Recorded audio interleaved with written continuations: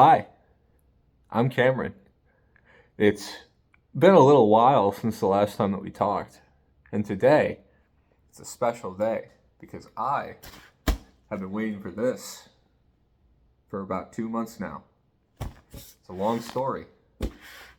However, I'm going to open this right now. And that's exciting. You know, that's exciting. Quite frankly, I'll be honest with you, for those of you who've been around for a while now, I did a video a while back about the 8BitO Pro 2 controller. It kind of sucked after a while with a lot of, dropped inputs. And there was some drifting, and it was really bad drifting actually, and if you couldn't click the stick in and use the stick as a proper button. So, I'm sure you've read the title of this video by now, and you've probably figured out what the purpose of said video is going to be. Well, personally speaking, I'm personally very excited about what we're getting ourselves into today. We got the Gamesir multi-platform Tarantula controller. Now, I've heard things about the Gamesir multi-platform Tarantula controller, and by things I mean everybody I know tells me that Gamesir controllers are really fantastic. However, I have a very certain problem with normal Gamesir controllers, and that's the fact that they have the Xbox button layout. They have the D-pad kind of in the... Clear my table off a bit. They have the D-pad located kind of where your thumb goes, your left thumb goes.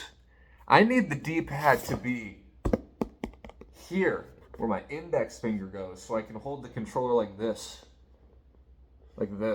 and give myself carpal tunnel, because that's just the way that I prefer to play video games, because I quite like that.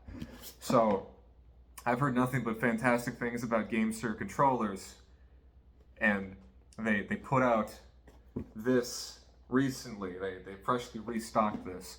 The reason why this took 2 months is because I actually ordered the Gamesir Tarantula Pro for Xbox, whatever it was called. It was supposed to ship in June, but here we are near the end of June, and it still hadn't shipped yet. But this was in stock, cost the exact same, and worked on more of my devices than just the Xbox/PC controller. So I went ahead and canceled my order for that to order this instead. So let's dive right in, shall we?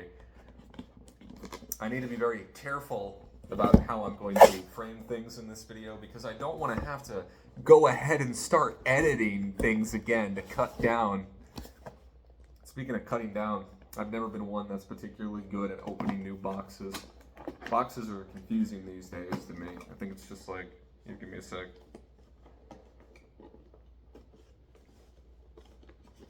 We're taking points off for this being like impossible to open. See, for me, it's like I always just like rip it open at this point, you know? But like, wait a minute, here we go. Yep.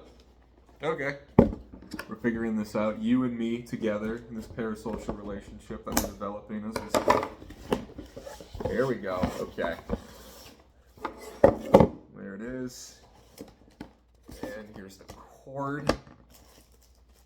And this is a wireless controller as well. It comes with a dongle, much like how we, all do. Well, half of us. So, there's that. An instruction manual as well, along with some Gamesir like stickers and a little, what is this? This is an advertisement to join their Discord server, which I'm not gonna do because I already have, because their tech support is surprisingly pretty good in that their Discord server layers. Okay, here's the dongle I mentioned before, and let's get down to the controller itself after I inspect this. This cord's kind of a bit dusty. I don't know if that picks up on the camera, so it's kind of interesting. The prepackaged thing would show up as being dusty, but So here now we're getting to the controller itself, and I'm quite excited because this is like the important part, right? This is the important test, how it feels to hold. They put like cushions around the sticks, I suppose, to keep it from getting dusty inside. So this is the layout of the controller. As some random dog barks in the background. Appreciate that. I mean, I quite like it just looking at it.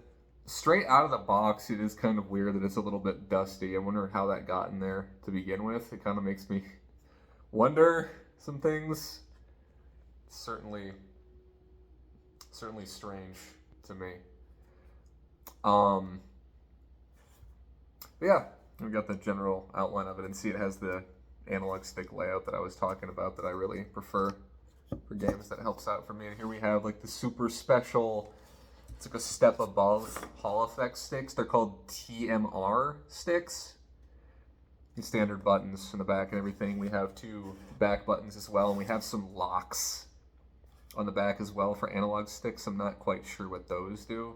And we have locks on the back as well for the back buttons, where I think that the way that these work is that they start kind of like pressed out, and then if you lock them, then if you lock them, that clicks them inside, so that way you can't accidentally press them if you don't want to use those at the moment. So now I can press it. If I lock it, I wouldn't be able to. There's an M button on the back here. I don't know what the M button does personally. There's also locks on the back for the triggers as well, which I think is interesting. Because personally speaking, I wouldn't find that to be something that I would really particularly care about. But see, if we lock that, they go down like this just fine. Or if we unlock that, and then if we lock it, now they get way clickier, and they're just always like that. For me, personally, I like the feedback of pressing down on the trigger, because it's like a lot of first-person shooters, that's the shoot button. So I can't see myself ever doing that. It kind of reminds me of the shoulder pads on the generic Xbox One controller, so I won't be using that personally. But holding the controller itself for my big giant gorilla hands, I'd say it feels pretty good. And then see, now I can like hold it in my super spooky, creepy way, my epic gamer way, where I give myself carpal tunnel. And even now, this just already feels way better to hold compared to like an Xbox controller for me. So, I mean, assuming the controller works, I'd say it's like already kind of a purchase worth getting. Something I noticed that's kind of interesting about looking at the controller is that if you look at it from the distance, you can't really see the characters inside of the buttons. Like, I have to like push that really like far up to the camera, and you can kind of see it a little bit, and even the light's still like reflecting off of it, so it's difficult to see. But you can see the button layout doesn't really have the characters printed on it very visibly, and I'm almost kind of curious if that's where the Tarantula name comes from, just because of like how the layout looks with these kind of being like the eyes. I don't know. Spiders are spooky, so let's not talk about it. Anyways, yeah, I mean, it feels good to me. And like, there's like 4 buttons up here that you can map as well. Pause buttons, and then like a center button, and then your usual. Oh, okay. Well, I pressed that button a few times and it lit up. So, I guess that's like how you like your Wi-Fi connection. You press this button a few times, it lights up. And now that thing I was talking about before isn't quite necessarily the same way.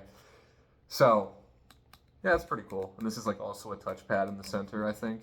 No, I can't demonstrate this sitting here at my table with my head half cut out of frame. There's also supposed to be gyro controls on this. I've never had a gyro controller, so I'm personally very interested in figuring that out. So, I mean, even just like first initial impressions, like clicking in on the sticks and pressing the buttons and everything, it all feels good to me. So, we have passed the initial first test as far as I'm concerned.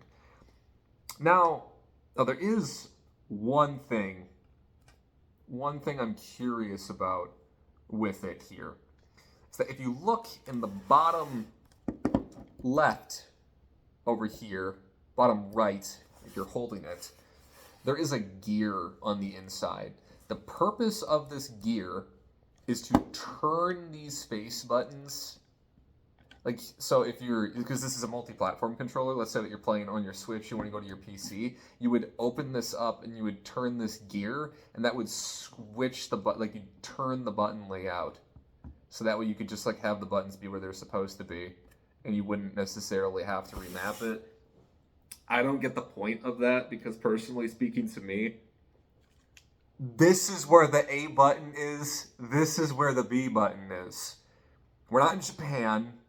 This doesn't need to be circle, this doesn't need to be cross. This is X, and this will always ever be X. I don't want no circle going on right here and no cross going on right here. So this is like the button layout to me. I don't see any reason for that gear thing to switch, but I guess for some people that might be important enough to make that distinction.